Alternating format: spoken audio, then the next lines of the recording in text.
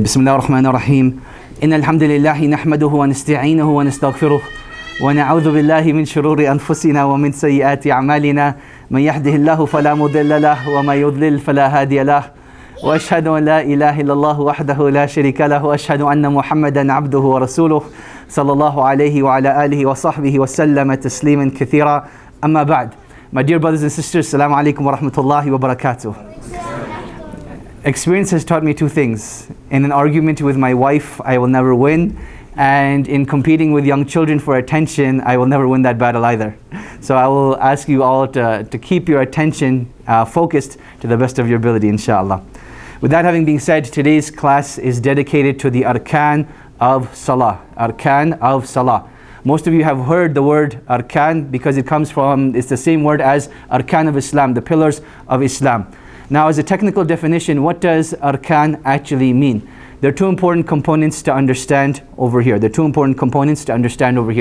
Number one, it is the integral component of Salah that if it is missed intentionally, it is not valid. It is the integral component of Salah that if it is missed intentionally, your Salah is not valid. The second component to this is that this is within the Salah itself. So it is within the Salah, not outside of the Salah, but in the act of Salah itself. So that is the second integral definition of this.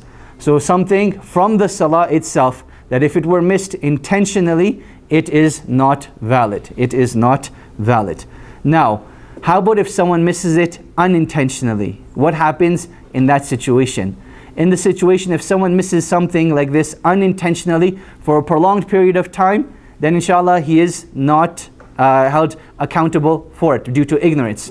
However, if someone knows and then they forget, then that act needs to be redone. So let me give you a scenario of this.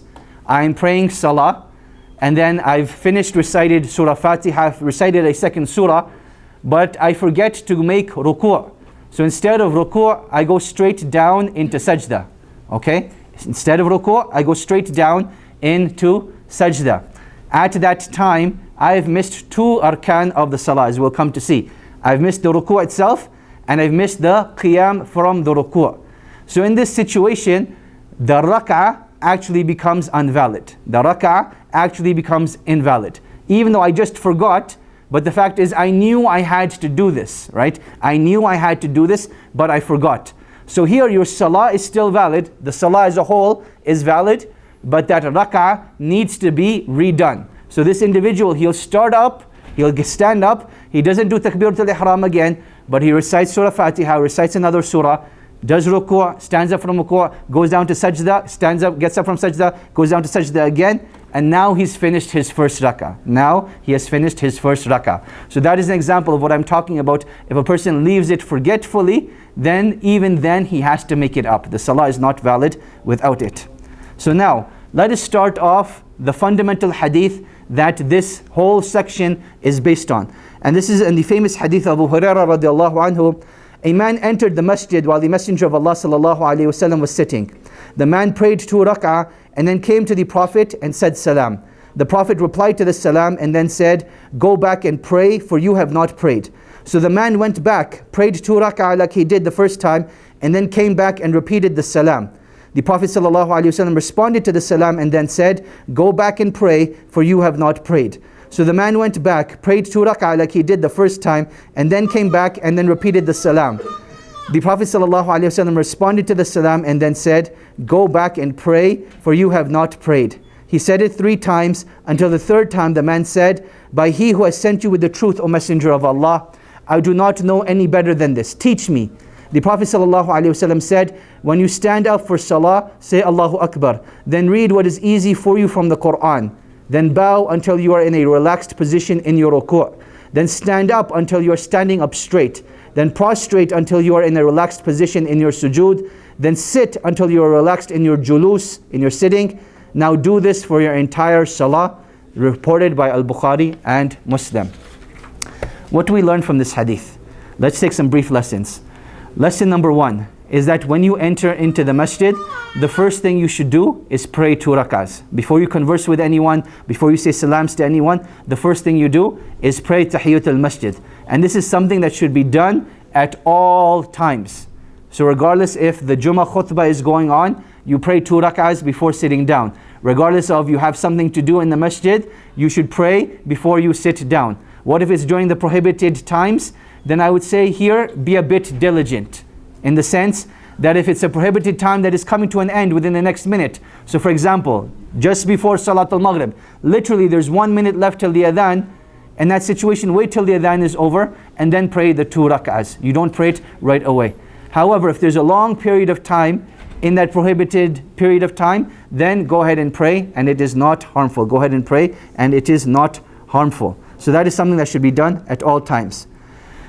The second lesson we learned from this is that this individual, after he prayed, he came and he gave salams to the Messenger of Allah. So if you're meeting someone in the masjid, you go and you pray first, and then you go and give salams to the individual. Now, over here, the Prophet ﷺ, he was straightforward. He responded to the salams. He said, "Wa alaykum as-salam, irji' fasalli fa innaka lam tusalli." That go back and pray because you have not prayed. This man didn't take offense to that, right? A lot of us, when someone tries to correct our prayers, we think to ourselves, who is this individual? You know, who gave him the right to correct our prayer? Now I understand this is the Messenger of Allah ﷺ, but the point being, we should feel comfortable with our mistakes. We should feel comfortable with our ignorance. And what I mean by that is that if someone corrects us and they're presenting the proofs, they're saying this is what Allah's Messenger said, this is what Allah said, this is what the Sahaba radiallahu anhum did, then we should willingly accept that, right? Umar radiallahu anhu, he used to say, may Allah have mercy upon the man, may Allah brighten the face of the individual that teaches me my mistakes, that teaches me my mistakes. So we should embrace our mistakes. Now this man repeated it 3 times. And subhanAllah, what a level of patience this is. That the Prophet ﷺ gave him the ability to correct himself, gave him a freedom to make mistake. And this is, you know, a technique in teaching. Give people the freedom to make mistakes before you correct them, right? To micromanage everything that they do is not what the Messenger of Allah ﷺ teaches us over here. So give him the freedom to make a mistake, and he tries it once, he fails. The Prophet ﷺ is patient, this man is patient. Second time, same thing. Third time, same thing. And only when the man says, "O Messenger of Allah, I've given up, I don't know any better, teach me," then the Messenger of Allah ﷺ explains to him in detail, right? So what do we learn from this? That the Messenger of Allah ﷺ in teaching people never lost patience. So yes, people will make mistakes time and time again. This man in a span of like 15 minutes messed up 3 times. The Prophet ﷺ didn't say, "What's wrong with you? Why aren't you learning? Or why aren't you praying properly?" He was patient with him. So for a lot of us, we will make mistakes. It's going to happen a lot of times. But we should embrace those mistakes. And likewise, those that are teaching are required to have patience, Now the last thing, if you don't know, ask. You don't know how to pray, ask someone. You don't know how to do something, don't feel shy in asking. You'll never learn if you don't ask. So this man, he said, "O Messenger of Allah, look, I've tried my best. There's nothing more that I know what to do. So teach me at this time." And then the Messenger of Allah ﷺ teaches him the arkan of the salah. Now let us count what the Messenger of Allah ﷺ taught him. The first thing he says to him, when you stand up for salah, right? So when you stand up for salah, say Allahu Akbar. Say Allahu Akbar. And then read what is easy for you from the Quran. Then bow down until you are in a relaxed position in ruku'. Then stand up until you're standing up straight. Then prostrate until you're in a relaxed position in sujood. Then sit until you are relaxed in your sitting. Now do this for your entire salah. Do this for your entire salah. So here we counted 7 if we break them down individually. And some of the scholars, they actually combined the takbiratul ihram with the standing. They combined the takbiratul ihram with the standing, so they only had 6. So if you see where did the number 6 come from? When they said takbiratul ihram, the standing was already understood with it. The standing was already understood with it. So now, according to the different schools of thought, the madhab of Imam Abu Hanifa, rahimahullah, it has 6 pillars of salah. It has 6 arkan of salah. The 6 that are mentioned here in this hadith. The rest of the madhahib, Imam Ahmad, Imam Shafi'i, Imam Malik, Their madhab had 14 arkan in the salah, had 14 arkan in the salah. Where did they come from? We will be discussing this in some detail. We will be discussing this in some detail. So now, let us look according to the madhab of Imam Abu Hanifa, what the 6 arkan are. What the 6 arkan are. He said number 1, the opening takbir. So takbirat al-ihram is the first rukun. Number 2, and I'll try to go slowly because I know some people are taking notes. Number 2, it is the standing inside of the salah. It is the standing inside of the salah. Number 3, recitation of the Quran. Recitation of the Quran. Number 4, the ruku'. Number 5, the sujood. So he puts both sajdas together. Rather than saying sajda up, sajda, he puts both sajdas together. And number 6, the final tashahud. The final tashahud. The final sitting down. These are the arkan of the salah in the madhab of Imam Abu Hanifa rahimahullah. These are the 6 arkan. Okay? So now, one thing that is meant to be highlighted over here, and we'll discuss in a bit, is when Imam Abu Hanifa rahimahullah talks about recitation of the Quran, he is referring to reciting anything from the Quran. Whatever you know from the Quran, then your salah will be valid. When the majority talk about recitation of the Quran, they are referring to specifically Surah Fatiha and what you know on top of that. Surah Fatiha and what you know on top of that. So now let's move on to opinion number 2. Where did they get the 14 from? Where did they get the 14 from? And for these 14, I'll go through the list quickly and then we'll discuss them individually. So they said standing up is the first rukun. Standing up is the first rukun. Number 2, it is the takbiratul ihram. Number 2 is the takbiratul ihram. Number 3 is the recitation of the Quran. Number 3 is the recitation of the Quran. Number 4, it is bang the ruku'. Number 4 is the ruku'. Number 5, rising up from the ruku'. Number 5, rising up from the ruku'. Number 6, the sajda upon 7 parts of the body. The sajda upon 7 parts of the body. And we'll explain this in detail. That's number 6. Number 7, coming up from your sajda. Coming up from your sajda. Number 8, sitting calmly between the 2 sajdas. Sitting calmly between the 2 sajdas. Number 9, sitting for the last tashahud. Number 9, sitting for the last tashahud. Number 10, recitation of the last tashahud. Number 10, recitation of the last tashahud. Number 11, sending salah and salam upon the Prophet Muhammad sallallahu alaihi wasallam, or what they call as-salawat al-ibrahimiyya or ad-durud al-ibrahimi.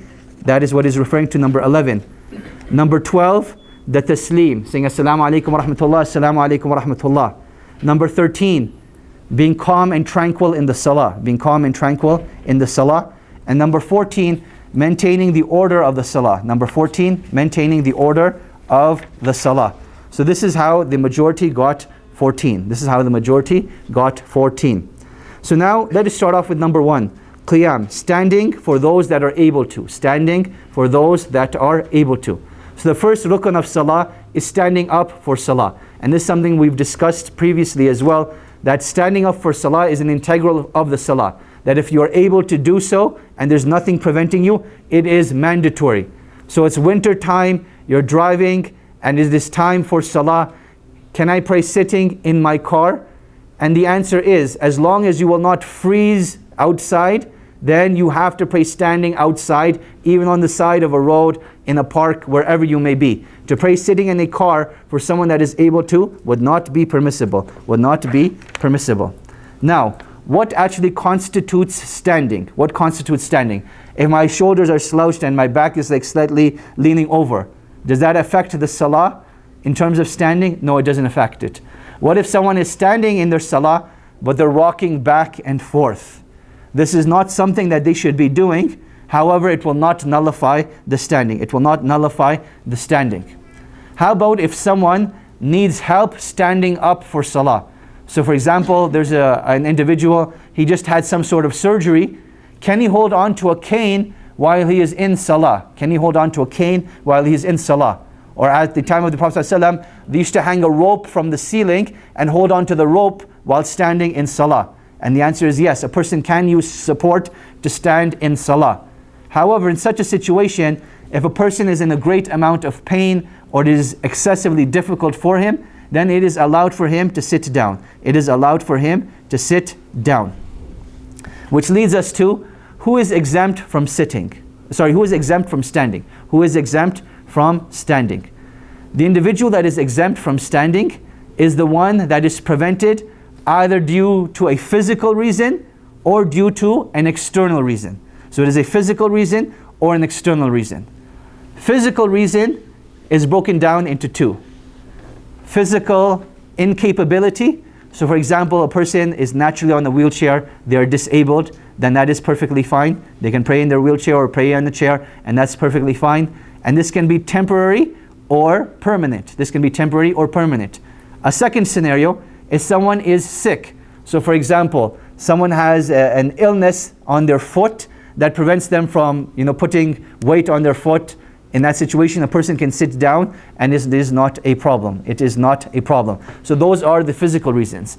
In terms of external reasons, so external reason number one, you can say that a person is going for a journey and there's something outside that is preventing him from standing. So for example, it is extremely cold. He knows that if he prays outside, he's more than likely going to get sick. Or for example, you're out camping and there's like a bear in the surrounding area. And you think to yourself, if I start praying, there's a good chance that bear might come and attack me, right? In that situation, pray sitting in your car, pray sitting in your tent or wherever you are, and that's perfectly fine. Actually, if you're in your tent, then you should probably stand. But if you're in your car at that time, you can pray in your car, and it's not a problem. So there's an external means. We gave the example last time of the person that is in a plane, right? In a plane, it's quite difficult to stand up. One, due to how restricted the spaces are, and number two, it can really put you in an awkward situation, like particularly in this day and age with all the ways Muslims have been brushed at, as people that are out to harm. It could put you in a difficult situation. So in that situation, once the plane has started moving, you can pray in your seat, and that is not a problem. That is not a problem. So now, how does someone actually sit for the Salah? How does someone sit for the Salah? The first thing that is important to understand when it comes to sitting for Salah, the general preferred method is to actually sit on the floor. It is not the teaching of the Sunnah of the Prophet ﷺ to actually sit on a chair. You are allowed to sit on a chair, don't get me wrong, but the Prophet ﷺ had the capability of having chairs in the masajid for the people that weren't able to sit. Yet the Prophet ﷺ taught us to sit on the floor. Now how should a person sit on the floor? The way we sit for tashahhud is the normal way that you would sit for in salah, right? And that is the position you should maintain. Inshallah, next week we're going to be talking about the sifatul salah. How do you actually perform the prayer? And I'll show you some of the physical movements, inshallah. Now, what about, is a person allowed sitting cross-legged for salah? And the answer to that is yes. It is narrated that the Prophet ﷺ prayed his salah sitting down while he was cross-legged. So the scholars generally say over here that whatever is comfortable for a person and they can pray their salah in that manner, then that is something that is permissible to do so. That is something that is permissible to do so. We get to number 2, Takbiratul Ihram, the statement of Allahu Akbar, the statement of Allahu Akbar. Now a couple of weeks back we were talking about why we say Allahu Akbar. Why do we say Allah is the greatest? And that is to remind ourselves that there is no one more important in my life right now other than Allah subhanahu wa ta'ala. And I mentioned that there was a book that talks about the wordings of the salah and some of the inner dimensions of the salah. I have a copy of that book here today. It's called The Inner Dimensions of the Prayer by Ibn al-Qayyim. The Inner Dimensions of the Prayer by Ibn al-Qayyim. So this book is available online for free download on that website that I always say I will not tell you what it is unless you ask me outside. But I'm sure pretty much everyone knows what it is. So you can look it up online and you can download the PDF over there. Now, are we allowed to make another form of dhikr to start the salah? So for example, instead of Allahu Akbar, I feel like saying La ilaha illallah today. So can I go La ilaha illallah and start the prayer? The answer to that is no. There is consensus that it is not allowed. You have to say Allahu Akbar. You have to say Allahu Akbar. Now, a related point to this. Does this have to be in the Arabic language? Can someone say God is the greatest and start the Salah. God is the greatest and start the Salah. So the majority of scholars, they said, no, it is not permissible to do that. The madhab of Imam Abu Hanifa rahimahullah, they differed between the Takbiratul Ihram and after the Takbiratul Ihram. So they said, for the Takbiratul Ihram, that should be in Arabic. After the Takbiratul Ihram, then he can recite in the language that is comfortable for him. And they said in that time, it was Farsi, because that was the closest language to the Arabic. That was the closest language to the Arabic. Now, with the Takbiratul Ihram, when does one make the movements? Does one go like this and then go Allahu Akbar? Or does one raise his hands and then say Allahu Akbar? Or is it something he should try to do simultaneously and say Allahu Akbar? And the answer is the last one. It should be simultaneous. As you're raising your hands, you say Allahu Akbar, and that is how you make the Takbiratul Ihram. Now what if you do it a little bit before, a little bit after? It's not that big of a deal. It is not that big of a deal, but try to do it simultaneously at the same time. Now, we get to number 3, the recitation of the Quran. The recitation of the Quran. So as we mentioned, according to Imam Abu Hanifa, you just need to recite anything from the Quran, and this will suffice for you in the Salah. This will suffice for you in the Salah. According to the majority, they said it has to be Surah Fatiha, and if you can recite more, that is great. If you can't recite more, then that is fine. Then that is fine. So now let us break this down into 2 further discussions. Number 1 is, actually fine, let's just keep it in this order, the way we started. So in terms of the recitation of Fatiha, Imam Abu Hanifa rahimahullah, he comes from the opinion that the Prophet ﷺ said over here, that recite what is easy for you from the Quran. Likewise, in the Quran itself, Allah subhanahu wa ta'ala says, فَقْرَأُوا مَا تَيَسَّرَ مِنَ الْقُرْآنِ, that recite what is easy from you from the Quran. So this is where he got the understanding that any surah could be recited. The majority, they said no. The Prophet ﷺ made it very clear, لا صلاة لمن لم يقرأ فاتحة الكتاب, that there is no salah for the one that does not read the opening of the book. So they said, when Allah's Messenger ﷺ, when Allah subhanahu wa ta'ala say, فَقْرَأُوا مَا تَيَسَّرَ مِنَ الْقُرْآنِ, this is referring to Surah Al-Fatiha. This is referring to Surah Al-Fatiha. And this is something I would say that you never ever give up, never ever abandon. Now the second issue we want to discuss over here, from the Fatiha itself, does the Imam or do you as an individual recite the Basmala out loud, or do you recite it silently? So Imam Abu Hanifa, Imam Malik, Imam Ahmad, they said you recite it silently. You recite it silently. And they said if you recite it sometimes out loud, then there's no harm in that. Sometimes out loud, then there's no harm in that. Imam al-Shafi'i rahimahullah, his madhab says, no, you always recite the Basmala out loud. So when the Imam starts the Salah, he goes Allahu Akbar, and he's about to start Surah Fatiha, he will say Bismillahir Rahmanir Rahim, Alhamdulillahi Rabbil Alameen. According to the madhab of Imam Shafi'i, that is how it is meant to be recited. Now, whatever version you may see, both of them are acceptable, and I believe this is a moot point of discussion, that it doesn't make that much of a difference. It doesn't make that much of a difference. The third issue we want to get to is, when you're praying behind the Imam, when do you recite Fatiha behind him? When do you remain silent? Imam Abu Hanifa rahimahullah, he says you remain silent the whole time. You will not recite Fatiha behind the Imam. The individual that is praying behind himself, he should recite Surah Fatiha. If he doesn't, not a big deal. But behind the Imam, he should not recite Surah Fatiha behind the Imam. Why did he say this? He said that the recitation of the Imam is sufficient for the followers. This is the hadith of the Prophet ﷺ. From a logical argument, he says that imagine you are going to speak to a king, right? You're going to speak to a king. Not everyone needs to go to the king and say what they have to say, but rather they can appoint one individual, and that one individual can speak on their behalf. And he actually made an example of this, that he started debating Imam Abu Hanifa about this issue of reciting the Fatiha. He said, look, I understand all of you have an issue with this. Why don't you choose one person to come and speak to me about this issue, and I will discuss this with him. So that person, the group, they were outsmarted by Imam Abu Hanifa. So one individual comes, he says, yeah, Imam, I'm going to represent the group. And he said, you've already lost the debate. You've already lost the discussion. The fact that you agreed to appoint one Imam is what the Imam is there for, that he will represent the whole congregation. So this was his logical argument. Now, moving into the rest of the madhahib. The Shafi'i and Hanbali school, they said that you will recite the Fatiha behind the Imam at all times. You will recite the Fatiha behind the Imam all times. So silent prayer, out loud prayer, you will recite it at all times. What is the way that you will recite it? Then in the silent prayer, it's pretty easy. You just recite it out loud, but in a silent voice.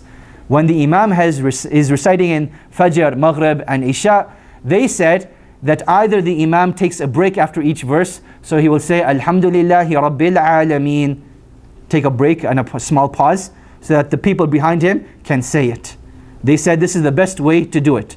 They said if this is not possible, then after the Fatiha is finished, so he says, Wala Dhalin Ameen, he'll pause over here for a few seconds, so that people behind him can say it. And they say, if this is not possible, then when the Imam starts reciting a second surah, then you recite Surah Fatiha at that time. Now, Ibn Qudama from the Hanbali madhab, he brings a completely different approach. And Allah subhanahu wa ta'ala knows best. This is my personally preferred opinion and the preferred opinion of my teachers. And it makes the most sense when you put all of the narrations together.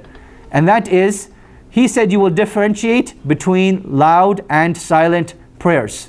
You'll differentiate between loud and silent prayers. In the silent prayer, you will recite behind the Imam, and there's no harm in this. In a prayer that is out loud, you will not recite behind the Imam. So for example, in Fajr, when the Imam is reciting, you stay silent and you listen to the recitation. When you get to Maghrib, the third rak'ah of Maghrib, then you will recite Surah Fatiha at that time. Why is this the preferred opinion? This is the preferred opinion because it puts all the narrations together. The first one being that whoever does not recite Surah Fatiha has no Salah. Number two is the command in the Quran when Allah subhanahu wa ta'ala, He says that when the Quran is being recited, then recite silently.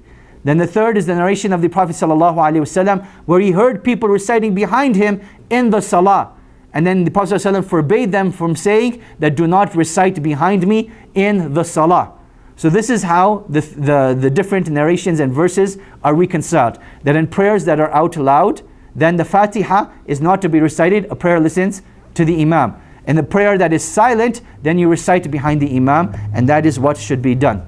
Any questions on the Fatiha? Go ahead. In Abu Hanifa and Salat Sabriya, Yes. when people are standing behind the Imam, they just keep silent? They don't read Quran, Dhuhr and Asr? Yes, correct. They stay silent because the recitation of the Imam is sufficient for the Ma'mun according to them. But they didn't say, like over time the madhab has changed, and they said in the Salatul Sirriya, he can recite whatever is easy for him at that time. Because they also understood that a person that's just standing there and he's not doing anything, he's not going to have a level of khushu'. But according to their understanding of this, they said he can recite in his head, but not out on his lips. Wallahu alam. Yeah. Does this rule also extend to the other surahs that you recite afterwards? Like, do you recite? So we're coming to that. We're coming to that. So we're just talking about Fatiha right now. We'll get to the other surahs. So the brother's first question, and I'll try to repeat the questions from now on. The first question was about in the madhab of Imam Abu Hanifa, when you have a silent prayer, what do they recommend a person do at that time? So they say a person should stay silent at that time, but he can recite internally, and that is not a problem. Then the second question was, how about the other surahs? Should they be recited as well? Do they have the same ruling? And we said, we're coming to that now. So now it comes to the issue of the extra surahs that are recited after Suratul Fatiha. The extra surahs that are recited after Suratul Fatiha. So the extra surahs that are recited after Suratul Fatiha, then they are optional surahs. Understand this. They are sunnah to do. Meaning that if you do them, you're rewarded. If you don't do them, then you are not punished. So for example, one day, I have an appointment to get to. I need to catch my flight. I'm at the airport and Salatul Maghrib just kicked in and they've started boarding already. So for me, I'm like, okay, let me pray the quickest prayer I possibly can to catch my flight. I will recite Surah Fatiha. After I go, Wala Dhalin, Ameen, I can go straight into ruku' and there is no sin upon me. Reciting the second surah is something that is recommended to do and does not have to be done. Does not have to be done. Now coming into the discussion of what should the person behind the imam be doing?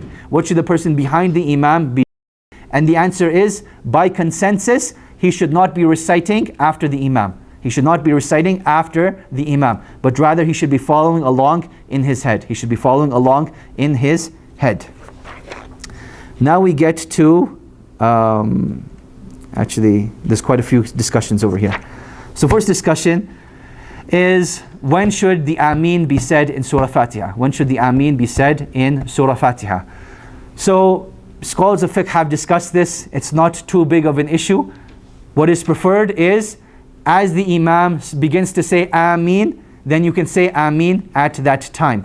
Or if the Imam doesn't say Ameen, then you are allowed to say Ameen, and there's no harm in this. Now, should the Imam be preceded in the Ameen? So he says, Wala Dhalin, and you know he's going to say Ameen, but because we don't like to wait, as soon as he says Wala Dhalin, we start saying Ameen. Then in this situation, I would say it's better to wait till the Imam starts saying Ameen and coincide with the Imam of the Ameen, so as not to precede the Ameen. So even though the Ameen is not a part of Surah Fatiha, it is an action of the Imam that you know he is going to do, and it's better not to precede him. Because the Prophet ﷺ said the Imam is there to be followed. The Imam is there to be followed. So either you can do it at the same time as him, or you can do it after, but try not to precede him. If you do it before, will it affect your salah? And the answer is no, it will not affect your salah, but it is better to do so. Number two is, how well does a person need to know Surah Fatiha to recite the salah? And the answer is, he should know Surah Fatiha very well. What I mean by this is not in terms of memorization. Inshallah, all of us know Surah Fatiha in terms of memorization. What I'm talking about is, he should not have any major mispronunciations when leading the salah. So for example, I'll tell you a very true story. There is an imam, actually not an imam, he's a very good brother, but I don't know why, he had this really messed up Surah Fatiha. So he would go to Wala Dhalin, and the first couple of times I prayed behind him, I'm like, there's something wrong here, but I couldn't figure it out. Eventually I figured it out. What he would do is, he would go Wala Dhalin, like he would prolongate the but without making the sound. So this is like a major mess up in Surah Fatiha. Likewise, I understand a lot of us come from subcontinent backgrounds, and we come from other dialects of the Arabic language, where like every single letter that makes a da sound all of a sudden becomes a za, right? So we end up saying غَيْرِ الْمَغْزُوبِ عَلَيْهِمْ and وَلَا الضَّالِّينَ, right? I know we want to laugh, control it. But this is a reality. This is the way certain people pronounce it. These type of mistakes are not allowed in salah. So if we know someone that makes this type of mistake in his recitation, he should not be leading the salah unless he is the best of the group. So the whole group recites like this, and he is the best of them, then the salah is valid. But in the situation where you have someone that can recite properly and someone that can't recite properly. For example, we have the water bottle and we have the book. This book recites Surah Fatiha, and all they know is Surah Fatiha and Qul Allahu Ahad properly. They recite it properly. This water bottle is a hafiz of the Quran, but they make some major mistakes in pronunciation. When it comes time to lead the salah, even though this water bottle is a hafiz, the book takes precedence. Why? Because of the pronunciation. Because of the pronunciation. So pronunciation is very, very important. And if a person is making these mistakes, he should not feel ashamed that someone says, look, brother, I'm going to lead the salah instead. Do not take it personally. But rather, do not put yourself in this predicament by stepping up for salah when you know you're going to have such a mistake. When you know you're going to have such a mistake. I think that's pretty much it for all of Fatiha. And the only thing I would recommend over here is that since Surah Fatiha is so highly recommended, meaning it is a rukn of the salah, right? There's no salah without it. We don't have time to attend regular halaqat of Quran. I can understand that. But what you want to do is at least come to the masjid on Mondays and Thursdays when Sheikh Hatim has his class and just practice the Fatiha with him. It's not going to take more than 10 minutes. Do it once a month. Do it once every 2-3 months. Whatever you have the ability to do, practice it with Sheikh Hatim or whoever is teaching the class at that time, just to make sure that your Quran is being recited properly. Just to make sure your Quran is being recited properly. Now we move on to the next one, which is the ruku'. Which is the ruku'. And the ruku', a person will go down into ruku' by saying Allahu Akbar. That statement of saying Allahu Akbar is from the wajibat of the salah, which we'll be discussing in a little bit. So the saying of Allahu Akbar is not from a rukun.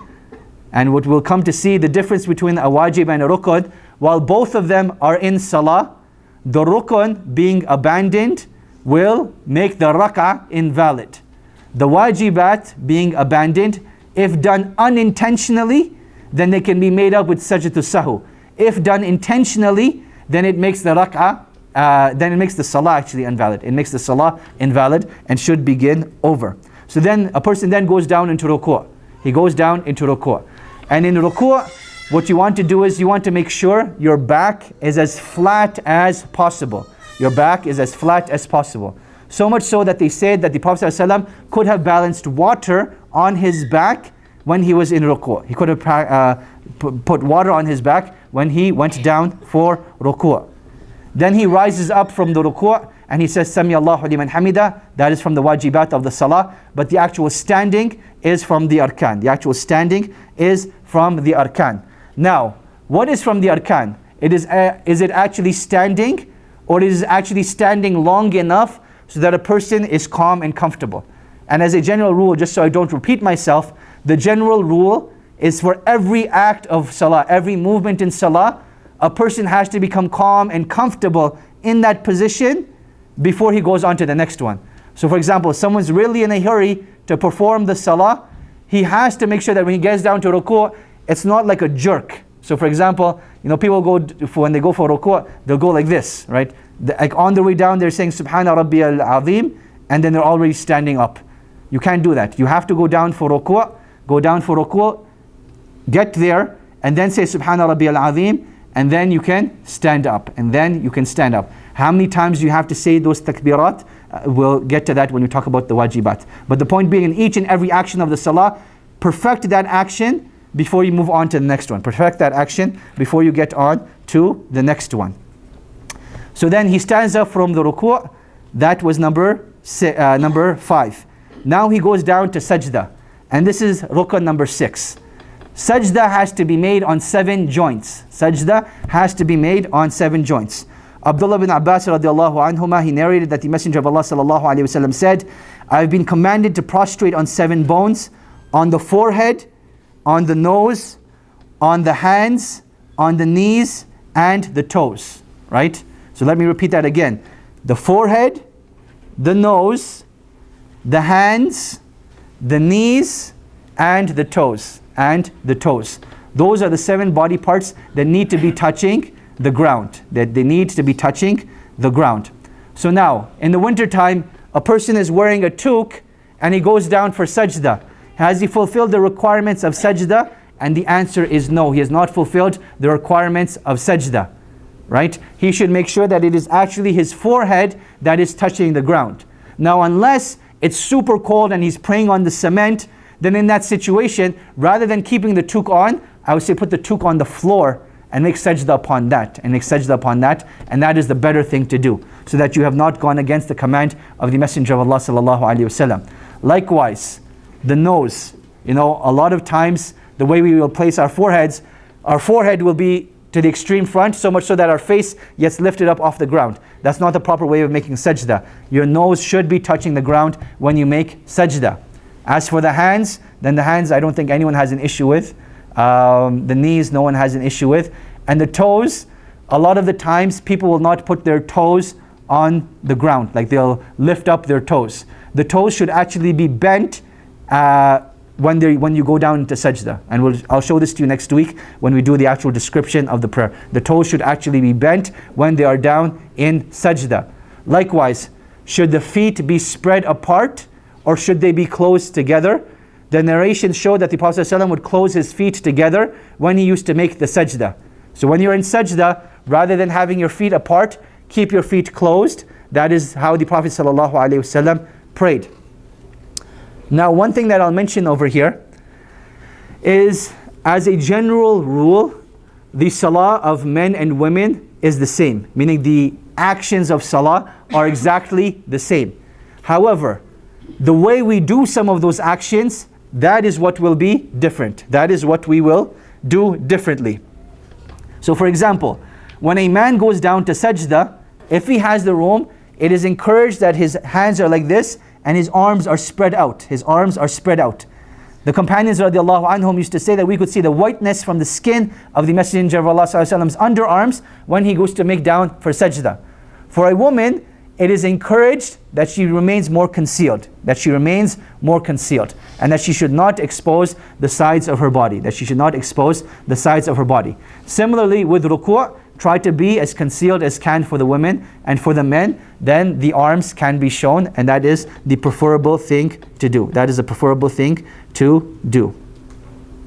Now, scenario number 1, Salatul Jum'ah comes, it's a holiday in Calgary, you show up for Jummah and there's like overflow. So not only do we say that, you know what, brothers and sisters, move in as close as you can, we have to create like an extra 2 lines in the back of the masjid where there are no black lines. So they're so close, literally, they're standing behind one another like this. What does a person end up doing at that time? In that situation, if a person can find floor space to make sajda on, that is perfectly fine to do.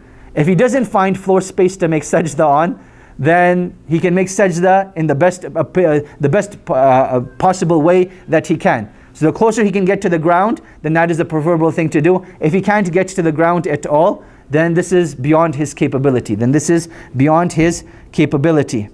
Is it permissible to keep the hands covered in the sajda due to weather? So we mentioned that the hands have to be on the ground. Can you wear gloves due to the cold weather? I said yes, you can wear it due to extreme cold weather. However, the preferable thing to do instead is put your gloves on the floor, as long as they don't fly away, and make sajda upon the gloves instead, rather than wearing the gloves. That is a better thing to do. How should a person fall into sajda? Hands first or knees first? And this is something that the scholars have differed over greatly. Because the Prophet ﷺ, he said, do not go down into sajda like the camel does. So what does a camel actually do? You'll notice that the camel, when it goes down on its front legs first. Is it the front legs or the back legs? It's the front legs. The camel goes down on his front legs first, and then he goes down on his back legs. So now the issue is, are the front legs of the camel his arms, or are they actually his legs and knees? And that's what wasn't clear, and that is why we have this difference of opinion, that is it hands first or knees first? And the answer to this, the majority have said that you should try to go down on your knees first if you are able to do so. If you're not able to do so, then you can go down on your hands first, and that is not a problem. The madhab of Imam Malik and some of the scholars of hadith, they said no, a person should go down on the hands first, because that is what the camel does. And they understood it very literally, that the camel goes down in the front first, and that is why you should go down on your hands first. For me personally, I would suggest try to go down on your knees. That is the best thing to do. If you are unable to, then it is permissible to use your hands, and there's no harm in doing that. One thing I will mention about the sajda, the Prophet ﷺ said about the sajda that the slave of Allah is closest to Allah subhanahu wa ta'ala when he is in sajda. And what the Prophet ﷺ means by this is that this is the best time to make the dhikr of Allah, the best time to make dua. So a person should take advantage of it.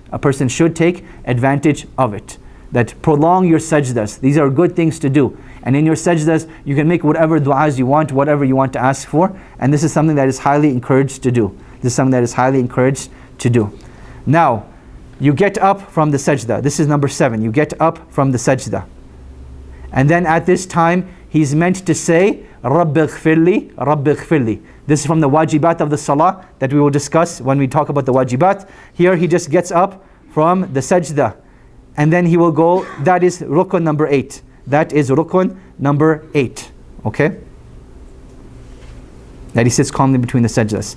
And then he will make sajda again. However, this is not counting a separate rukun. This is not counted as a separate rukun. But the sajda in general is considered a rukun of salah. So all of the sajdas, with the exception of sajdatul sahu and sajdatul tilawa, are considered from the arkan of the salah. They are considered from the arkan of the salah.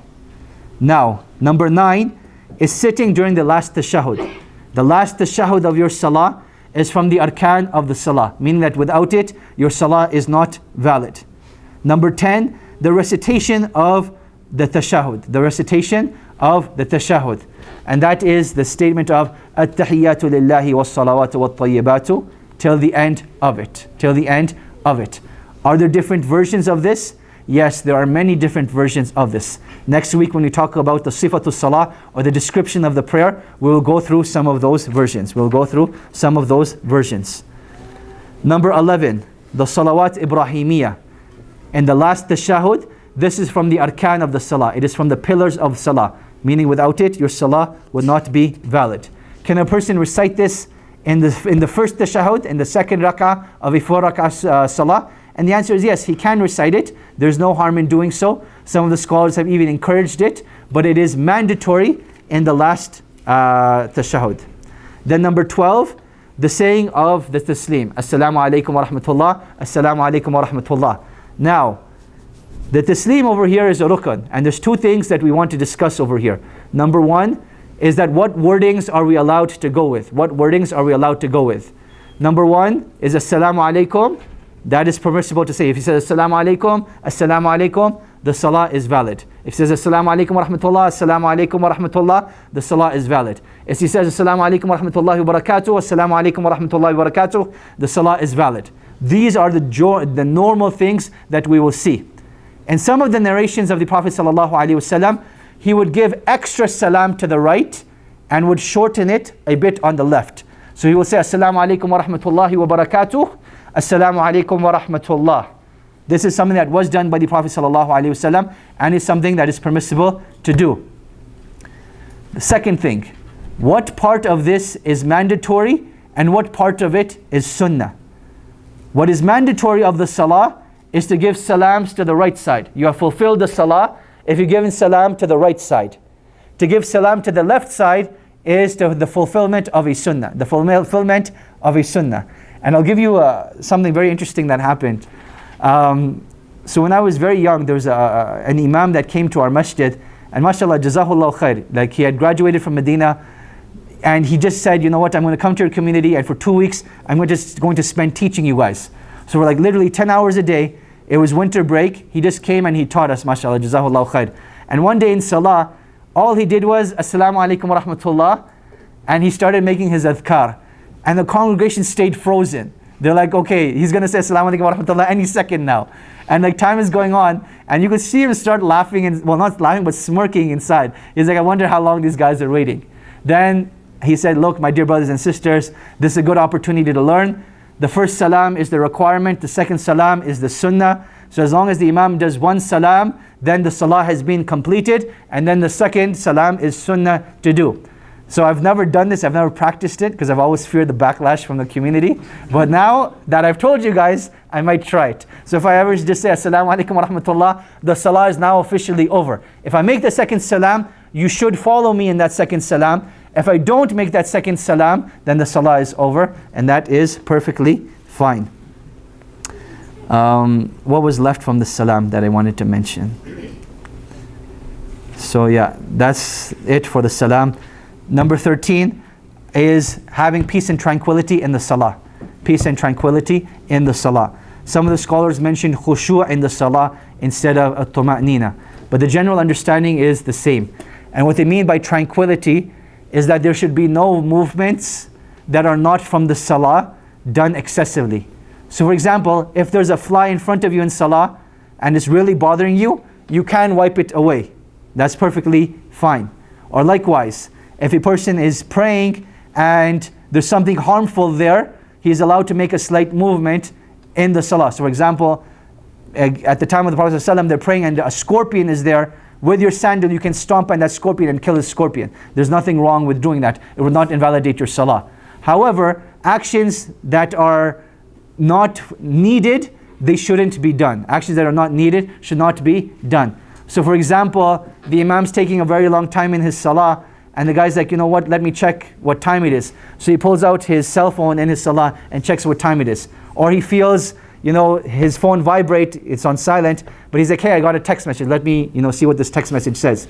Things like this would not be allowed. Things like this would not be allowed. So when they talk about tuma'nina, it is the actions that are from the salah, or they're only done out of necessity. They're only done out of necessity. Now there's something I want to highlight over here. I've spoken about this before. I'm doing it again because I still see people making the same mistake. And that is, when we're praying by ourselves, meaning that we're not in congregation, we need to have a sutra in front of us. There needs to be something in front of us when we pray. And you want to be as close as possible to it. You want to be as close as possible to it. So for example, just leave enough space for you to make sajda. That is how close you want to be to it. What are the requirements of a sutra? Anything that is an arm's length can be used as a sutra. You don't have anything that is an arm's length, just make a sign that people understand that they shouldn't walk in front of it. So for example, a person has a water bottle. If he doesn't find one of the cones, he can use a water bottle as a sutra, and that is perfectly fine if he doesn't find anything else. But he needs something to protect his prayer. Related to this note is the fact, when someone is praying, it is haram to walk in front of them. You see them praying, avoid walking in front of them. You have to walk in front of their sutra. You have to walk in front of their sutra. Now there's two obligations over here. One on the person who is praying. If someone tries to walk in front of you in arm's length, you have to block him.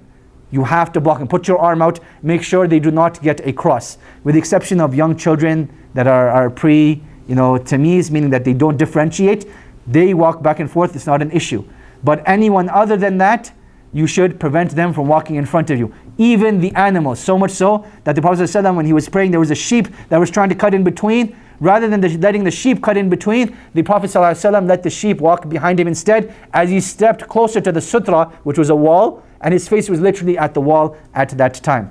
So this shows us, and why am I bringing it up over here, that if you're in salah and the imam says, Assalamu alaikum wa rahmatullah, salah is finished, but you have to make up a couple of rak'ahs, you are allowed to take small steps, or even one big step, to get closer to a sutra, so that people can walk around you. There's no harm in taking that step. So if you need to step a bit closer to get to your sutra, then that is something that is permissible to do. Something permissible to do. The last item from the arkan of the salah is maintaining the order of the arkan. Is maintaining the order of the arkan. That all of these actions need to be done in order. So for example, a person cannot make sajda before they make ruku', right? They cannot be inversed, but rather they need to be done in their proper order. They need to be done in their proper order. Let's talk about the arkan of the salah. What questions do we have on the arkan of the salah? Go ahead. In regards to let's say somebody thinks they can recite like Abdul Basit. They go and lead the salah, and then afterwards somebody comes and corrects them and says, you weren't really thought. Does that make the prayer invalid? No, it doesn't. Because this person genuinely thought he could recite properly. So it would not invalidate the prayer. So the brother's question is, what if a person thinks he's reciting properly, but in the salah someone starts correcting him because he's not reciting properly? Will that invalidate the prayer? And the answer is no, because the person genuinely thought that he could recite properly. And in this situation, just to point something out, if you notice that the imam is not reciting Surah Fatiha properly, then it is an obligation upon you at that time to recite Surah Fatiha for yourself, but continue following the imam. Recite Surah Fatiha for yourself and continue following the imam. And the second question is, in regards to sutra, when you're in a place like Mecca or Medina, where, I mean, it's so crowded that, you can't even move actually. Right. Sometimes. What's the kind of ruling there? Okay. So the brother's question is, when you're in a place like Mecca and Medina, it's so crowded, what do you do for a sutra in that situation? There's a weak hadith that says that there is no sutra in Mecca. And this hadith is weak, it is not authentic. Even in Mecca, you still need a sutra. You still need a sutra. Now, we learn something very important. There's a great wisdom behind the Prophet ﷺ establishing the sunnah that you pray your fard in the masjid and pray your sunnahs at home. There's a huge wisdom behind that, just so that we can avoid these situations. So even in Mecca and Medina, the better thing to do is pray your fard with the congregation and pray your sunnahs in the hotel, or if you're sticking around in the masjid, wait till everyone disperses and then find a quiet corner to pray. I see your hand, I'll come to you inshallah. That's the second thing. And then I was going to mention something else about Makkah and Medina. I can't remember right now. If I come back, I'll mention it. Our brother over here, go ahead. Yeah. I have one question regarding the sutra. The other one is, first one, in terms of the language. Yes. It has to be in Arabic, right? Correct. The salah has to be recited in Arabic. No, whether you're praying fard or sunnah doesn't matter. Whether fard or sunnah, it has to be recited in Arabic. However, let me make this clear over here. The actual salah itself needs to be in Arabic. What if one wants to make dua? What can you do then? So in the situation of dua, in the fard salah, you keep it at Arabic. In non-fard salah, you can make dua in any language that you want and it's not a problem, inshallah. Yeah. And second one, is there any ruling on closing your eyes for concentration? Like sometimes I prefer to close my eyes. Right. It helps me concentrate better, especially if you don't speak Arabic. Right. So the general ruling is that your eyes should stay open in salah, and that's for the obvious reason that no one should walk in front of you and nothing that is harmful should come close to you when your eyes are open. However, if it's like a really difficult situation, like you're at home, all the children are crying and your wife is like on the phone talking really loud and the TV is playing and something else is happening and you're like, you know, this is the only place I can pray in the house. In that situation, I don't see any harm in closing the eyes for a limited amount of time. Like, so for example, when you're reciting Quran, close your eyes, but as soon as you're going into ruku and sajda, open up the eyes again. But that's only very limited amount of time that you should do that. Wallahu a'lam. Our brother all the way in the back, go ahead. But the finger, the shahud, Yes. the taslim time, you have to do the same time as imam or after the imam? That's what I forgot. Jazakallah khair. Very good question. So in the issue of moving the finger in tashahud, we're going to discuss that next week. We'll mention 3 opinions on this. Opinion number 1 is that you just raise it when you say Ashhadu an la ilaha illallah. Opinion number 2 is that you keep it raised the whole time. And opinion number 3 is that you will move the finger. We'll discuss this next week when we talk about the sifat al-salah. The second question, that's the important one, is that when should the ma'moon, the person praying behind the imam, say the salam? The person should say the salams behind the imam once the imam has completed the salam. So once the imam has completed his salam, then you say assalamu alaikum wa rahmatullah, assalamu alaikum wa rahmatullah. You should not do it simultaneously. There's a very bad habit that people have, that as soon as they see the imam's head move, assalamu alaikum wa rahmatullah, they start doing the same thing. That is not correct. You have to wait till the imam is finished and then do the taslim, and then do the taslim. You should not precede the imam. What is allowed to do is when the imam finishes his first taslim and is going assalamu alaikum wa rahmatullah and going towards the second, then you can start making your taslim at that time. However, if you want to wait till he finishes it completely, assalamu alaikum wa rahmatullah, assalamu alaikum wa rahmatullah, and then you do the taslim, then that is probably even more encouraged because you get more time to make your dua and your and so on and so forth at that time. And one last thing I'll mention over here that I forgot to mention. The part before you say assalamu alaikum wa rahmatullah is a highly recommended part to make dua in. Right? The Prophet ﷺ taught Mu'adh ibn Jabal to say, Allahumma a'inni ala dhikrika wa shukrika wa husni ibadatik. That's not said after the salah. It's actually said before the taslim. That should actually be said before the taslim. So jazakallah khair for your question. Let's start with this side and then I'll come over there and then I'll come back in the center. Go ahead. Questions. Yeah. When is it permitted to make a dua in the prayer? Like, is it only in sajda or like, any time is it permitted? So there are certain times where we have clear indications that you can make dua. From them are in ruku', in sajda, and before the salam. At those times, we know dua can be made. Also, when standing up from ruku', you can make dua at that time as well. However, to keep things easy, I would say keep it at your sajda and keep it before your salam. Those are probably the best times to make dua in your salah. And regarding sutra, like if somebody is praying here and he didn't keep anything in front of him, Yes. and I'm standing near the first self, so can I cross from there or should I come back and go around him? Okay, so how far should you wait before crossing the person who's praying?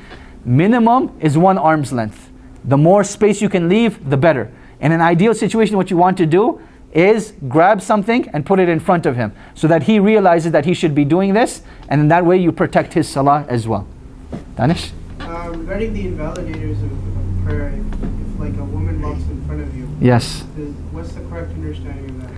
Fantastic. So there's a hadith where the Prophet ﷺ said that if 3 things cross in front of you, the prayer is invalid. The prayer is invalid. It is the donkey, the black dog, and the woman. Now the scholars have differed over why particularly the woman. The majority of scholars have said that this is the case of the menstruating woman, that she should not walk in front of you, because she should not be in that prayer area to begin with, and that would invalidate the prayer. However, Allah subhanahu wa ta'ala knows best. To say that this is restricted to the menstruating woman there's no proof for it. The understanding that my teachers explained to me, and this makes sense to me as well, it is the woman who distracts you in your salah.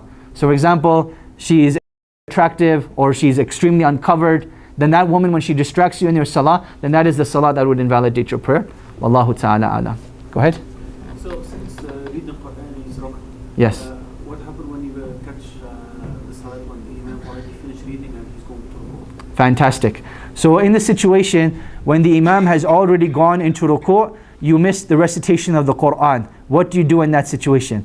The answer to that is, and I'm very glad you asked this question, the answer to that is you join the ruku' directly. You do not recite Surah Fatiha. However, the reason why I'm really happy he asked this question, people make a mistake here. When they walk into the masjid, the imam is in ruku', they'll go Allahu Akbar and go straight into ruku'. They've actually missed a takbirah over here. There's takbiratul ihram to enter into the salah, and then there's takbiratul ruku', the takbirah to get into the ruku'. So 2 takbirs need to be made before you enter into ruku'.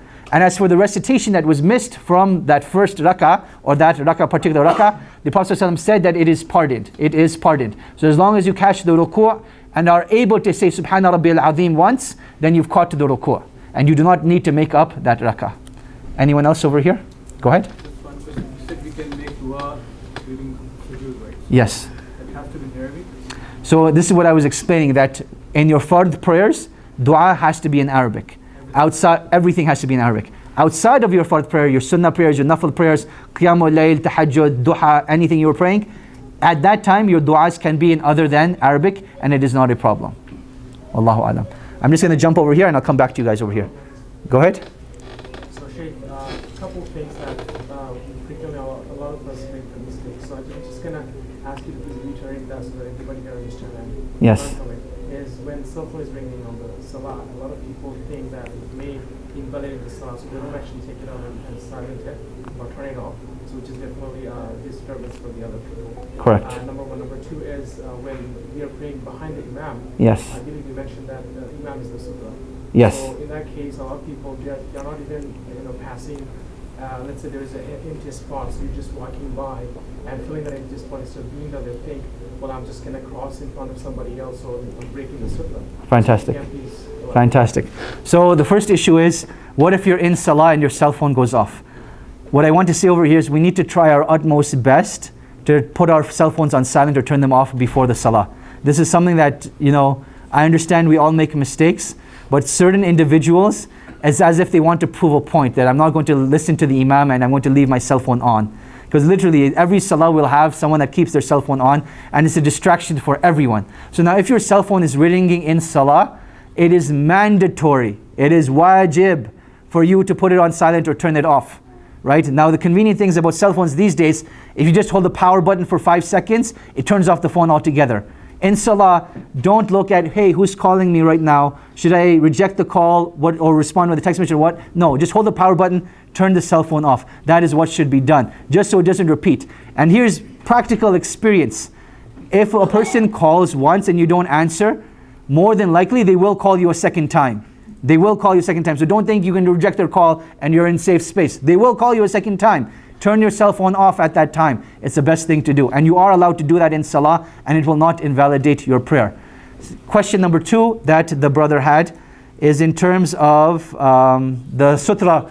When you're praying in congregation, the sutra of the imam is the sutra of the people. So as long as the imam has a sutra, then you can walk in between the rows, in front of the rows, and it is not going to invalidate the prayer. So if there's an empty space in the masjid, you can cut through a row, go and fill that space, and there's nothing wrong with that, because the sutra of the imam is a sutra for the congregation. Jazakallah khair, good questions. Let's go back over here. Yeah. When you are praying and someone is passing between you and the place of sujood, Yes. you try to stop him. Yes. He insists. Yes. Are you allowed to fight him? That's what the Prophet ﷺ said. The Prophet ﷺ said, fight him. But it doesn't mean like physically start fighting. It means that as long as he keeps trying, keep pushing him away. Like some people, unfortunately, really are jahil. They're like, why is this guy pushing me away? You keep pushing him away. And if he still insists, move forward closer to your sutra, maybe he'll learn and walk behind you. But you never let him cross, no matter how adamant he is. You know, and I'll tell you certain situations, like particularly some of the scholars of hadith, mashallah, they're very strict on this. They literally like clothesline the individual. Like first time they'll block him on the chest, second time chest, third time they like go straight for the neck. You know, it's like just knock him down.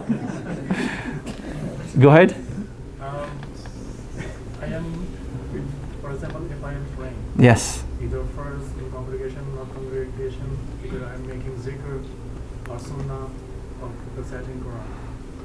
And then there is a person around me, he is also doing some ibadah, same combination or different, but this person has a habit of praying loud or whispering or making, mumbling or humming, these kind of sounds. So if I'm a weak person, I lose my concentration. Yes. And I forget what I was reciting. Okay. So is there a hadith on that? Or? So the general hadith is that once the Prophet ﷺ, he was in the masjid while people were praying, and then people were reciting Quran. They had like a small halaq of the Quran. And the Prophet ﷺ told them not to recite Quran out loud while people are praying. So now if that's the state of Quran, then how about just regular chit chat, right? So when we're in the masjid, when people are praying, you should try your utmost best to lower your voice. And particularly stay as far away as possible from them. Now the issue of if he is doing his own salah and he is reciting, then the general ruling for prayers that are made during the daytime is that you will recite them silently. Prayers that are made in darkness, then those are recited out loud. Now when a person is praying by himself, he should recite just loud enough so that he knows what he's saying, but no one else should be able to hear it. So loud enough to know what he's saying, but not loud enough that someone else should be able to hear it. Whereas when you're in congregation, you want to recite it loud enough so that everyone can hear it. So yes, anyone that does that, they should not be doing that. And this is just a general reminder again, that when people are praying, this is the house of Allah subhanahu wa ta'ala. It's not our living room, right? People are praying. If you need to have a conversation, take it to the back of the masjid, so we're not disturbing the people that are praying. Likewise, if you see someone talking, don't tell him, hey, shut up and stop talking. You're doing the exact same thing that the Prophet prohibited. He's talking, you're talking, you're both doing the same thing. But rather go up to him and say, look, just as a general reminder, we're not supposed to be talking loud in the masjid while people are praying. Let's go to the back. That's how you handle the situation. There's no need to get angry, no need to tell anyone off. Yeah?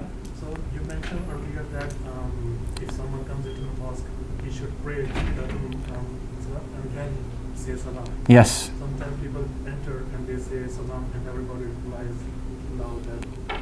So this is individual salams. So you can enter the masjid and say assalamu alaikum. There's nothing wrong with that. However, if people are already praying, then you shouldn't do that. If people are already praying, you shouldn't do that. But individual salams, you should do after you do tahiyyat al-masjid. Yeah, Liban? For the Salat al-Ibrahimiyya, is that like, that's a rukn in every salah, even like sunnah prayers? Because some scholars, they don't. Like, I know in Tarawih prayer, they'll just do tahiyyat after they'll just Right. So when we talk about the sunnah and nafil prayers, the sunnah and nafil prayers have their own rulings. And some of the scholars have said that, but the general ruling is that the arkan of the wajib are the arkan of the sunnah. That is the general rule. And that is what should be observed. They have a qaida fiqhiyah which says يَجُوزُ تَبْعًا مَا لَا يَجُوزُ اسْتِقْلَالًا, that you're allowed doing in secondary matters which you're not allowed doing in primary matters, like the issue of sitting down for your sunnah prayers, like the issue of not facing the qibla. They said even in certain of the arkan they can be exempted, but my general understanding is the arkan should not be exempted because we don't have a proof for that. Whereas for not facing the qibla and for not standing, we have specific proof, and that is why those are allowed. Wallahu a'lam. Go ahead. I'm just really interested in knowing if you are praying in congregation. Yes. So to make a saf, so filling gaps is a part of sunnah or part. It is from the wajibat of the salah. It is from the mandatory aspects of salah. That when you establish the congregation, people should line up their heels together. So not the front part of their feet, you line up the heels together. The heels should be straight. They don't necessarily need to be touching. As long as the shoulders are touching and the heels are straight, the requirement is fulfilled. If you touch the feet as well, that's a good thing. There's nothing wrong with that. But certain people aren't comfortable with that. So as long as the shoulders are touching and the heels are straight, then that is part of the mandatory aspects of the salah. So what about the person who doesn't want to touch your heels? That's fine. The salah is still valid, but the shoulders need to be touching. There should be no gap between the shoulders. Okay, go ahead. I just want to clarify something. You said when the masjid is crowded, you can go as far as you can down to sujood. Yes. Is that something that's for Jama'ah to make sure you get your Jama'ah? But how about just regular prayer? Can you just not wait? May Allah bless us with a masjid that's full during regular prayers, akhi.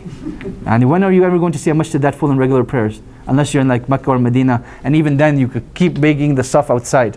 What do you mean Jama'ah? Can you wait the next cycle? No, the asl in Jummah is that there shouldn't be a second Jummah. The Jummahs are only there out of necessity. So in a situation, if a person can catch the second Jummah, he should catch the second Jummah. But in a situation where he can't catch the second Jummah, then he's allowed to pray like that, and there's no harm in that. Allahu Alam. So it is now time for the adhan and the iqamah, and we haven't done the wajibat. But I will give you the list of the wajibat, and Q&A we will do after the salah, okay? So let me give you the list of wajibat, and we establish the salah, and we do Q&A after salah. So the wajibat of the salah are 5. The wajibat of the salah are 5. Number 1, the takbirat from moving between positions. So saying Allahu Akbar to get into ruku', likewise saying Allahu Akbar to go into sajda, saying Allahu Akbar to get up from sajda, saying Allahu Akbar to go down to sajda. This is from the wajibat of the salah. Number 2, to say Subhana Rabbiyal Azim at least once in the ruku' is from the wajibat. Number 3, to say Sami Allahu liman hamida is from the wajibat of the salah. So when you're getting up from the salah, everyone has to say this. Everyone has to say Sami Allahu liman hamida. Even with the imam? Even the imam, he has to start it. We're talking about Rabbana wa lakal hamd. Okay. Rabbana wa lakal hamd. Then the ma'moon, at that time, that is he should say that, and the imam can say that if he wants. But the imam has to say Sami Allahu liman hamida. Number 4, in sajda, the statement of Subhana Rabbiyal A'la at least once. Subhana Rabbiyal A'la has to be said at least once.